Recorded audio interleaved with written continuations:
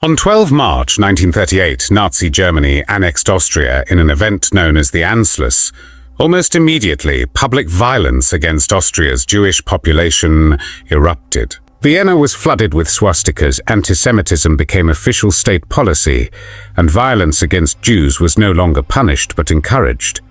The SS expanded rapidly, rewarding men who enforced Nazi racial ideology with brutality and zeal. In this system, persecution evolved into deportation, and deportation into mass murder. One of the men who fully embraced this new order was Amon Göth. Amon Leopold Göth was born on 11 December 1908 in Vienna, then part of Austria-Hungary. He grew up in a comfortable bourgeois household supported by a publishing business, but his upbringing lacked emotional warmth. As a youth, Göth was undisciplined and frequently clashed with authority. After World War I, Vienna became a city marked by political extremism, social unrest and street violence, conditions that shaped Göth's worldview. As a teenager, he gravitated toward German nationalist and anti-Semitic ideologies, adopting beliefs rooted in hierarchy, exclusion, and hatred.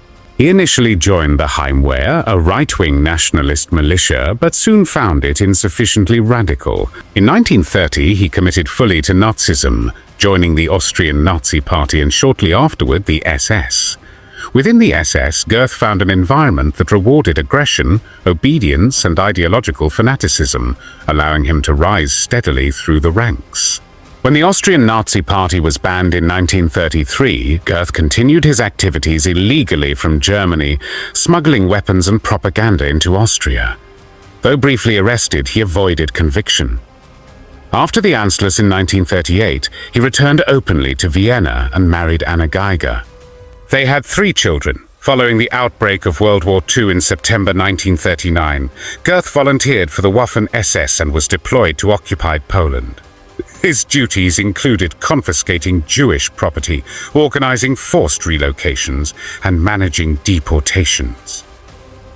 Göth proved himself an efficient and ruthless administrator, fully integrated into the system of racial persecution. In 1942, Göth was transferred to Lublin and assigned to the staff of Odilo Globocnik, head of Operation Reinhard, the program responsible for the extermination camps of Belzec, Sobibor, and Treblinka. Göth helped organize roundups and transports to these killing centers, directly contributing to the mass murder of millions of Jews. In early 1943, Göth was ordered to oversee the construction of the Kraków-Płaszów concentration camp, built on the grounds of destroyed Jewish cemeteries using forced Jewish labor.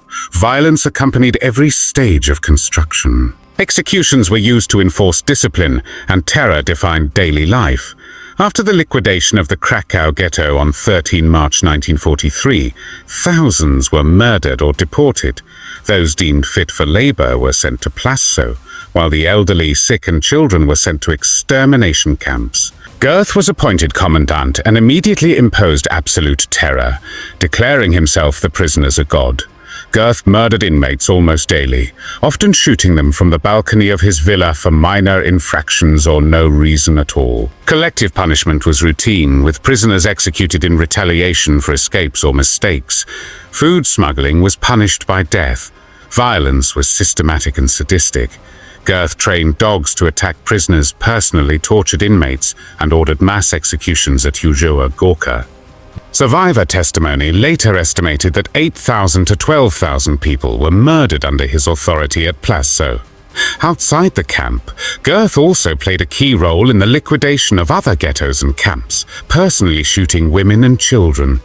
At the same time, he lived in extreme luxury, surrounded by servants, stolen property, alcohol, and sexual violence. In 1944, Göth's protection within the SS collapsed, not because of mass murder, but due to his open corruption. He had stolen vast amounts of Jewish property for personal use, violating SS regulations. Other SS officers filed complaints, and in September 1944, Göth was arrested by the Gestapo. Charges focused on theft and procedural violations, not murder. As Germany's defeat approached, the case was abandoned and Göth was declared medically unfit for duty.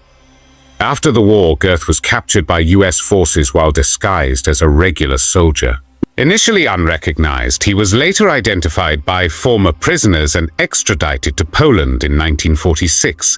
He stood trial before the Supreme National Tribunal in Krakow, charged with responsibility for tens of thousands of deaths. Witnesses described daily killings, mass executions, and Göth's personal involvement in murder.